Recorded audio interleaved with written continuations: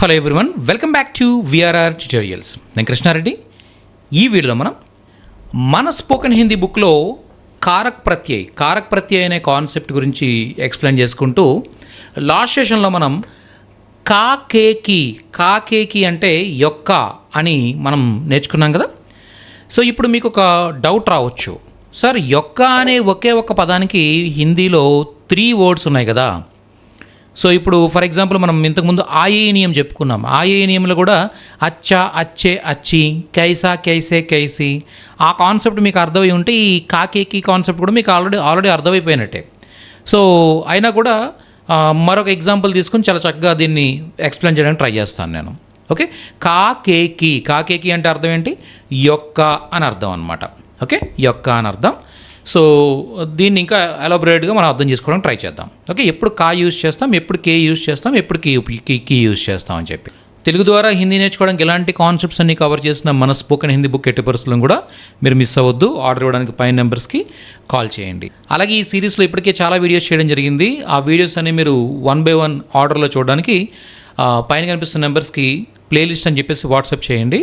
మేము మీకు ఆ ప్లేలిస్ట్ మొత్తం కంప్లీట్ లిస్ట్ అంతా కూడా, వీడియోస్ లిస్ట్ అంతా కూడా పంపిస్తాం. సో 1 by 1 వీడియోస్ చూస్తూ మీరు చక్కగా నేర్చుకోవచ్చు. ఓకే, స్టార్ట్ చేద్దాం మరి. సో ఈ కాన్సెప్ట్ మనకు అర్థమయ్యే విధంగా మనం నేర్చుకోవాలనుకున్నట్టయితే మనకి ఏదైనా అందరికీ తెలిసిన ఒక ఫ్యామిలీ కావాలి.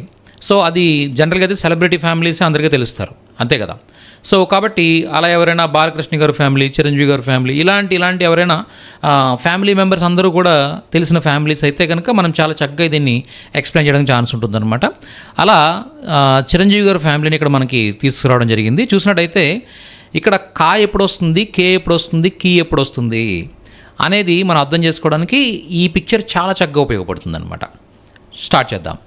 ఓకే, ముందుగా మనకి కాకేకి అంటే అర్థం ఏంటంటే యొక్క అని అర్థం కదా. అయితే ఈ కాకేకి మనకి ఆ ఏ ఈ నియమ్ని ఫాలో అవుతుంది ఎప్పుడు కూడా. అర్థమైందా మీకు? ఆ ఏ ఈ, కా ప్లస్ ఆ కా ప్లస్ ఏ కే, కా ప్లస్ ఈ కీ. మనం ఎప్పుడైతే ఒక్క పురుషుడి గురించి మాట్లాడుకుంటున్నామో అప్పుడు కా యూజ్ చేస్తాం అనమాట. అలా కాకుండా ఎప్పుడైతే మనం ఎక్కువ మంది పురుషుల గురించి మాట్లాడుతున్నప్పుడు, లేదా ఒకే పురుషుడు ఆయనకి రెస్పెక్ట్ ఇస్తున్నా, లేదా స్త్రీ పురుషుల కాంబినేషన్ గురించి మాట్లాడుకుంటున్నా మనం కే యూజ్ చేస్తాము. అంటే ఏకారాంత శబ్దాన్ని ఉపయోగిస్తాము. అదే మనం ఒక్క స్త్రీ గురించి మాట్లాడుకుంటున్నా, ఎక్కువ మంది స్త్రీల గురించి మాట్లాడుతున్నా కూడా మనం కీ అనే పదాన్ని ఉపయోగిస్తాం. సో ఈ కాన్సెప్ట్ని ఎక్స్ప్లెయిన్ చేయడానికి ఈ చిరంజీవి గారి ఫ్యామిలీ, ఆయనకి వాళ్ళతో ఉన్న ఆ రిలేషన్. ఓకే, అంటే చిరంజీవి గారి యొక్క కొడుకు, ఓకే, చిరంజీవి గారి యొక్క సోదరులు, చిరంజీవి గారి యొక్క తండ్రి, చిరంజీవి గారి యొక్క తల్లి, ఇలా చిరంజీవి గారి యొక్క పిల్లలు, ఇలా ఆ యొక్క అనే ప్లేస్లో కా కే కీలను ఉపయోగిస్తూ మనం ఇది బాగా అర్థం చేసుకోవడానికి ట్రై చేద్దాం. ఓకే, ఇది ఆయేనియం మీకు ఆల్రెడీ ఐడియా ఉన్నట్టయితే చాలా ఈజీగా మీరు అర్థం చేసుకుంటారు. చూద్దాం. ఇప్పుడు చిరంజీవి గారి యొక్క కొడుకు అని మనం చెప్పాలనుకున్నప్పుడు, ఓకే, కొడుకు అన్నప్పుడు ఇతను ఏ కేటగిరీకి వస్తాడు అంటే ఈ కేటగిరీకి వస్తాడు. ఓకే, అంటే పురుషుడు ఒక్కడు కదా. కాబట్టి మనం ఏమి యూజ్ చేయాలి? కా యూజ్ చేయాలన్నమాట. సో ఇక్కడికి వస్తే చిరంజీవి జీ కా బేటా అంటే చిరంజీవి గారి యొక్క కొడుకు అని చెప్తున్నాం. చిరంజీవి గారి యొక్క కొడుకు. అర్థమైందా మీకు? సో అలా. అదే ఒకవేళ పురుషులే కానీ ఎక్కువ మంది గురించి మనం మాట్లాడుతున్నాం అనుకోండి. ఒక చిరంజీవి గారికి ఇద్దరు తమ్ముళ్ళు కదా. సో ఒకవేళ చిరంజీవి గారి యొక్క సోదరులు అని చెప్పాలనుకోండి, చిరంజీవి జీకే భాయి అంటే సింగిల్ ఒక సోదరుడైన భాయి అంటాం మనం. ఎక్కువ మంది సోదరులను చెప్పేటప్పుడు కూడా భాయి అని అంటాం అనమాట. చిరంజీవి గారి యొక్క సోదరులు. ఒక ఏ వీళ్ళు చిరంజీవి జీకే భాయి హై, వీళ్ళు చిరంజీవి గారి యొక్క సోదరులు, ఇలా మాట్లాడతాం. యహ్ ఇతడు చిరంజీవి జీ కా బేటా హై, చిరంజీవి గారి యొక్క కొడుకు. ఏ వీళ్ళు చిరంజీవి జీకే భాయి హై, చిరంజీవి గారి యొక్క సోదరులు. చూసారా, ఇక్కడ సోదరులు అనగానే ఇద్దరి గురించి మనం మాట్లాడుకుంటున్నాం. ఇద్దరు లేదా అంతకన్నా ఎక్కువ అంటే బహువచనం అనమాట. వీళ్ళు ఏ కేటగిరీకి వస్తారు ఇప్పుడు అంటే కే అనే కేటగిరీకి వస్తారు, అంతే కదా. చిరంజీవి జీకే భాయి అని చెప్పొచ్చు అనమాట. అంటే ఇద్దరు ఒకరికంటే ఎక్కువ ఉన్నప్పుడు బహువచనం చెప్పేటప్పుడు, పుల్లింగ బహువచనం చెప్పేటప్పుడు కే అని యూజ్ చేస్తాం. అర్థమైందా మీకు? చాలా ఈజీ. నెక్స్ట్, అదే ఇక్కడ చిరంజీవి గారి యొక్క తండ్రి ఆయన గురించి మాట్లాడుతున్నాం. అంటే ఆయన తండ్రి అనేటప్పటికీ మన కల్చర్లో తండ్రికి రెస్పెక్ట్ ఇస్తాం జనరల్గా, అంతే కదా. నా తండ్రి, ఓకే, చిరంజీవి గారి యొక్క తండ్రి, ఇలా చెప్పేటప్పుడు తండ్రికి రెస్పెక్ట్ ఇస్తాం కాబట్టి అక్కడ సింగులర్ అయినా కూడా పురుషుడు ఒక్కడు అయినా కూడా ఆయనకి రెస్పెక్ట్ ఇచ్చి మనం మాట్లాడతాం. కాబట్టి ఎప్పుడు కూడా తండ్రి, గురువు ఇలాంటి సోషల్గా రెస్పెక్ట్ ఉండే పొజిషన్స్లో ఉన్న పర్సన్కి మనం కే యూజ్ చేస్తాం అనమాట. ఇక్కడ ఇద్దరు కాబట్టి కే యూజ్ చేస్తాం. ఇక్కడ ఒకే ఆయన కాకపోతే ఆయనకి మనం రెస్పెక్ట్ ఇస్తాం కాబట్టి కే యూజ్ చేస్తాం.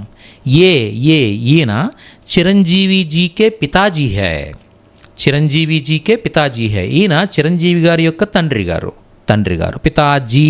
ఎప్పుడైతే మనం జీ యూజ్ చేస్తామో అక్కడ గారు అని అర్థం వస్తుంది. చిరంజీవి గారు, పితాజీ తండ్రి గారు. అర్థమైందా? సో ఇలా యూజ్ చేస్తాం. ఓకే, మీకు అర్థమైంది. ఇప్పుడు చూడండి, ఇక్కడ పురుషుడు ఒక్కడు, జనరల్గా కొడుకు రెస్పెక్ట్ ఇవ్వరు జనరల్గా, అంతే కదా. తండ్రికి రెస్పెక్ట్ ఇస్తారు, కొడుకు రెస్పెక్ట్ ఇవ్వరు. కాబట్టి చిరంజీవి జీకా బేటా అన్నాం. ఓకే, అలాగే ఇక్కడ ఎక్కువ మంది ఉన్నారు, మోర్ దాన్ వన్, కాబట్టి ఇప్పుడు ప్లూరల్ కాబట్టి చిరంజీవి జీకే భాయి. అలాగే ఇక్కడ ఒక్క ఆయన అయినా కూడా ఆయనకి రెస్పెక్ట్ ఇస్తున్నాం మనం, కాబట్టి చిరంజీవి జీకే పితాజీ. ఓకే, ఇక్కడ చిరంజీవి గారి యొక్క పిల్లలు. ఓకే, ఇక్కడ మనం చూసినట్టయితే ఒక్క జంటు, ఇద్దరు లేడీస్ ఉన్నారు. అంటే ఒక పుంలింగ్ స్త్రీలింగ్, అంటే పుంలింగ్ స్త్రీలింగ్ కాంబినేషన్. ఓకే, ఎప్పుడైతే మనకి ఒక గ్రూప్ ఆఫ్ పీపుల్ ఉండి వాళ్ళలో స్త్రీలు పురుషులు కాంబినేషన్ ఉందో అప్పుడు మనం ఏం యూజ్ చేస్తాం అనమాట, కే అనేది యూజ్ చేస్తాం అనమాట. అంటే చిరంజీవి జీకే బచ్చే అంటే పిల్లలు, పిల్లలు. ఓకే, చిరంజీవి జీకే బచ్చే హై అంటే వీళ్ళు చిరంజీవి గారి యొక్క పిల్లలు. అర్థమైందా మీకు? సో అక్కడ కే యూజ్ చేస్తున్నాం. ఇప్పుడు మనకి ఎప్పుడు కా యూజ్ చేయాలని అర్థమైంది, ఎప్పుడు కే యూజ్ చేయాలనేది కూడా మనకు అర్థమైంది. ఓకే, నెక్స్ట్ చూడండి, కీ ఎప్పుడు యూజ్ చేస్తామంటే ఎప్పుడైతే మనం స్త్రీల గురించే మాట్లాడుతున్నామో, స్త్రీలింగ్ అక్కడ సింగులర్ అవ్వచ్చు, రెస్పెక్ట్ ఇవ్వచ్చు, ఇవ్వకపోవచ్చు, ఎక్కువ మంది అయి ఉండొచ్చు, స్త్రీలింగ బహువచనం, ఏకవచనం ఏదైనా అయి ఉండొచ్చు. స్త్రీలు అనేటప్పటికీ ఆటోమేటిక్గా మనం కీనే యూజ్ చేస్తాం అనమాట. అర్థమైందా మీకు? ఇప్పుడు మనం చూసినట్టయితే చిరంజీవి గారి యొక్క తల్లిగారు ఇక్కడ మనం చూస్తున్నాం. సో చిరంజీవి జీకి మాతాజీ హై, చిరంజీవి గారి యొక్క తల్లిగారు. ఆమెకి రెస్పెక్ట్ ఇస్తున్నాం. తండ్రి గారికి ఎలాగైతే రెస్పెక్ట్ ఇచ్చామో అలాగే తల్లిగారు అనేటప్పుడు కూడా ఆ తల్లి రెస్పెక్ట్ ఇచ్చినా కూడా ఇక్కడ కీనే వస్తుందన్నమాట. అంటే స్త్రీకి రెస్పెక్ట్ ఇచ్చినా ఇవ్వకపోయినా ఎలా అయినా కూడా అక్కడ స్త్రీ అనేటప్పుడు కీ యూజ్ చేయాలన్నమాట. ఇక్కడ కూడా స్త్రీలు ఉన్నారు, కాకపోతే ఇక్కడ ఒక పురుషుడు కూడా ఉన్నాడు. కాబట్టి ఎప్పుడైతే మనకి స్త్రీ పురుషుల కాంబినేషన్ ఉంటుందో అప్పుడు కే యూజ్ చేయాలి. అక్కడ ఓన్లీ ప్యూర్ స్త్రీలే అనుకోండి. ఓకే, ఇక్కడ ఓన్లీ స్త్రీలే ఉన్నారు, పురుషుడు కాదు. ఓకే, వీళ్ళిద్దరూ చిరంజీవి గారి యొక్క కూతుళ్ళు అని చెప్పాలనుకున్నప్పుడు చిరంజీవి జీ కీ అనేది యూజ్ చేస్తాం అనమాట. ఎప్పుడైతే ఇక్కడ పురుషుడిని యాడ్ చేస్తున్నామో చిరంజీవి జీ కే అవుతుంది. అది అర్థమైందా మీకు? Very nice. ఓకే, తర్వాత చూడండి, అలాగే పత్ని. ఓకే, చిరంజీవి జీకి పత్ని ఈమె లేదా వీరు అని మనం రెస్పెక్ట్ ఇస్తూ చెప్పాలనుకున్నా కూడా చిరంజీవి జీకి పత్ని జీ హై అని చెప్పొచ్చు. అంటే ఈమె చిరంజీవి గారి యొక్క భార్య గారు అని చెప్పొచ్చు. లేదా ఈమె చిరంజీవి గారి యొక్క భార్య అని చెప్పడం. ఎలా చెప్పినా కూడా అంటే ఒక స్త్రీలింగానికి రెస్పెక్ట్ ఇవ్వకపోయినా కూడా ఆటోమేటిక్గా మనం కీనే యూజ్ చేయాలన్నమాట. చిరంజీవి జీకి పత్ని హై, ఈమె చిరంజీవి గారి యొక్క భార్య గారు అని రెస్పెక్ట్ ఇచ్చినా కూడా కీనే వస్తుందన్నమాట. అర్థమైందా? అలాగే చూడండి, చిరంజీవి జీకి బేటియా హై, వీళ్ళు చిరంజీవి గారి యొక్క కూతుళ్ళు. అర్థమైందా? ఇక్కడ స్త్రీలు ఉన్నారు, ఇద్దరు ఉన్నారు. సో అయినా కూడా మనం కీనే యూజ్ చేస్తాం అనమాట. అర్థమైందా మీకు? సో స్త్రీలు అనేటప్పటికీ ఆటోమేటిక్గా కీ యూజ్ చేస్తాం. పురుషులు అనేటప్పటికీ ఒక్కళ్ళు అయితే కా యూజ్ చేస్తాం, ఒక్కరి గురించి మాట్లాడుతుంటే. ఎక్కువ మంది గురించి మాట్లాడుతుంటే కే యూజ్ చేస్తాం. ఒకే ఆయనకి రెస్పెక్ట్ ఇస్తున్నాం అన్నప్పుడు కూడా కే యూజ్ చేస్తాం. ఎప్పుడైతే స్త్రీ పురుషుల కాంబినేషన్ ఉంటుందో అప్పుడు కూడా కే యూజ్ చేస్తాం. కీ అనేది ఓన్లీ స్త్రీలింగానికి మాత్రం యూజ్ చేస్తాం. అర్థమైందా మీకు? ఇక్కడ మనం చిరంజీవి గారు ఎవరు అనేది మనం ఈ పర్టికులర్ కాన్సెప్ట్లో పట్టించుకోవట్లేదు. అర్థమైందా? ఆయనకి సంబంధించిన ఏ రిలేషన్ గురించి మనం మాట్లాడుతున్నామో దాన్ని బేస్ చేసుకునే చిరంజీవి కా, చిరంజీవి కే, చిరంజీవి కీ అనేవి యూజ్ చేస్తున్నాం మనం. అర్థమైందా మీకు? ఒకవేళ మీరు రివర్స్ చేద్దాం. ఏంటి చూడండి, ఇక్కడ చిరంజీవి గారి తల్లిగారు ఇక్కడికి వచ్చేసరికి చూడండి ఇలా తీసుకుందాం. ఓకే, ఇలా తీసుకుంటే ఇప్పుడు ఓకే, అంజనీ దేవి కా బేటా చిరంజీవి హై, అంజనీ దేవి జీ కా బేటా కా బేటా. చూసారా ఇక్కడ ఏమొస్తుంది? కా బేటా. ఇక్కడ ఈమె లేడీ. ఓకే, అయినా కూడా మనం ఎవరి గురించి మాట్లాడుతున్నాం? ఒక జంట గురించి మాట్లాడుతున్నాం, సింగులర్. సో అలా చెప్పేటప్పుడు కా యూజ్ చేస్తాం, ఎందుకంటే కొడుక్కి రెస్పెక్ట్ ఇవ్వం. ఈయన అంజనీదేవి గారి యొక్క కొడుకు అంటాం, అంతే. అర్థమైందా? ఓకే, కాబట్టి కా యూజ్ చేస్తాం అన్నమాట. క్లియరా? అదే ఒకవేళ భర్త అన్నప్పుడు భర్తకి రెస్పెక్ట్ ఇస్తాం. ఈయన అంజనీదేవి గారి యొక్క భర్త, ఓకే, భర్త గారు, అలా మనం భర్తకి సోషల్గా రెస్పెక్ట్ ఇస్తాం కాబట్టి అప్పుడు మాత్రం కే యూజ్ చేస్తాం అన్నమాట. ఓకే, సో ఇలా మనం కా కే కేలను యూజ్ చేస్తాం. ఓకే, ఇప్పుడు మీరు ఏం చేయాలంటే, ఓకే, ఇలాగే ఒక సెలబ్రిటీ ఫ్యామిలీని తీసుకొని వాళ్ళందరినీ కూడా మీరు ఈ విధంగా ఎక్స్ప్లెయిన్ చేసుకుంటూ వెళ్ళండి. అర్థమైందా? మీకు ఎక్కువ మొత్తం ఫ్యామిలీ మెంబర్స్ అందరూ తెలిసిన ఒక సెలబ్రిటీ ఫ్యామిలీని తీసుకుని ఇప్పుడు బాలకృష్ణ జీకా, బాలకృష్ణ జీకే, బాలకృష్ణ జీకి, ఓకే, బాలకృష్ణ గారి యొక్క కొడుకు, బాలకృష్ణ గారి యొక్క కూతురు, బాలకృష్ణ గారి యొక్క అల్లుడు, ఇలా మీరు ఏవైతే రిలేషన్స్ని మీరు చెప్తారో ఆ రిలేషన్స్ అన్నింటినీ కూడా మీరు సెంటెన్సెస్ వ్రాస్తూ వెళ్ళారంటే ఇక్కడ కాకేకీలు ఎక్కడెక్కడ ఉపయోగిస్తారు అనేది మీకు ఒక ప్రాపర్గా ఐడియా వచ్చేస్తుంది అనమాట. అర్థమైందా మీకు? సో ఇలా పేర్ల ప్రక్కన ఈ కాకేకీలను అలాగే ఉపయోగించవచ్చు అనమాట. క్లియరా? అలాగే చిరంజీవి గారికి ఇవ్వండి, ఏదో సంథింగ్ ఏదో ఐటెం మీకు ఇస్తున్నాను, ఇచ్చి అక్కడ చిరంజీవి గారు ఉన్నారు ఆయనకి ఇవ్వమని చెప్తున్నాను మిమ్మల్ని. ఓకే, అప్పుడేం చెప్తారు? చిరంజీవి జీ కో యూజ్ చేస్తారు అన్నమాట. చూసారా? చిరంజీవి జీ కో అంటే చిరంజీవి గారికి అని ఇక్కడ చెప్పేటప్పుడు చిరంజీవి జీ కో, ఓకే, కో యాడ్ చేసి చెప్తారు. అర్థమైందా? ఇది ఎవరి కోసం అంటే ఇది చిరంజీవి గారి కోసం అని చెప్పాలనుకున్నాడు. చిరంజీవి జీ కేలియే, చిరంజీవి గారి కోసం. అర్థమైందా? అలాగే ఎవరిని అడగాలి? చిరంజీవి జీసే పూచియే, చిరంజీవి గారిని అడగండి. ఓకే, సో ఎవరి దగ్గర నుంచి తీసుకోవాలి? చిరంజీవి జీసే లీజియే, చిరంజీవి గారి నుంచి తీసుకోండి. అర్థమైందా? సో ఇలా చెప్పొచ్చు అనమాట. చిరంజీవి గారిలో, ఓకే, చిరంజీవి గారి పైన, ఓకే, చిరంజీవి జీ పర్ విశ్వాస్ రఖియే అంటే అర్థం ఏంటి? చిరంజీవి గారి పైన నమ్మకం ఉంచండి, ఓకే, ఆయన మీద నమ్మకం ఉంచండి. సో ఇలా చెప్పేటప్పుడు చిరంజీవి జీ పర్ అంటే పైన. ఇలా ఏదైనా కూడా మనం ఒక పేరు ప్రక్కన వీటిని ఉపయోగించినప్పుడు చాలా ఈజీగా చిరంజీవి అనే పేరు ప్రక్కన వెంటనే మనం వీటిని యూజ్ చేసి చెప్తూ ఉంటాం అనమాట. అదే మనం లాస్ట్ సెషన్లో మనం నేర్చుకున్నాం. ఓకేనా? మీరు ఇప్పుడు ఏం చేస్తారంటే